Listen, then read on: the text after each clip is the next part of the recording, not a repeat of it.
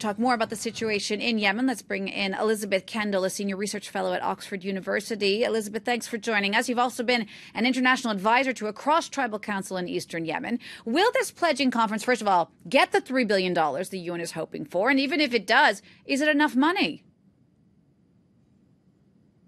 Well, that's a very good question. I think we can only wish this conference today every success in reaching that goal, and it is some way closer towards it. But the problem here is that even if it does reach the 3 billion goal, that 3 billion is designed to reach the most urgently desperate 13 million of Yemen's population.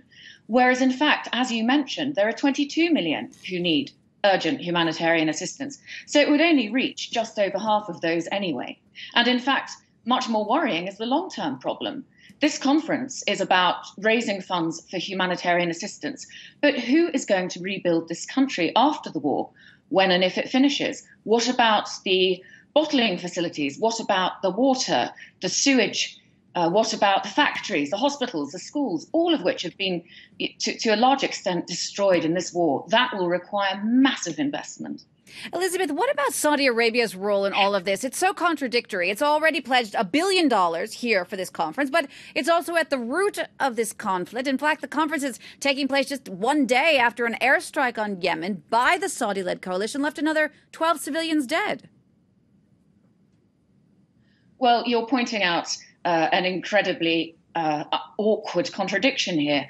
On the one hand, Saudi Arabia and UAE's pledge of almost $1 billion is hugely welcome, of course, as aid. But this is, roughly speaking, what the Saudi-led coalition spends in 1 week of this war, which is now going into its fourth year. So it's a huge contradiction. It's a bit like sticking a Band-Aid on an open wound. It's much, much more urgent that we find a political solution to this crisis rather than just patching it up by gluing things together with some aid donations. And the worry here is also that our own governments will find solace and uncontroversial things to say by pledging aid. Pledging aid is easy. Chasing down a political solution is much more difficult and controversial. It involves tough conversations, not only with the rebels, but with those allies who are in the Saudi-led coalition who continue to pummel Yemen. Elisabeth, thank you so much for taking the time to speak to us there. That's Elisabeth KENDALL talking about that ongoing situation in Yemen.